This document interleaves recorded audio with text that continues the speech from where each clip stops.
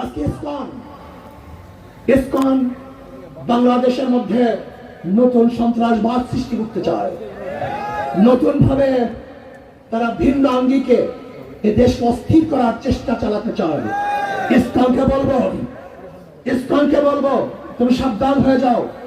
তুমি সন্ত্রাস, তুমি টেররিস্ট, তুমি টেররিজম বাস্তবায়নের চেষ্টা করতেছ।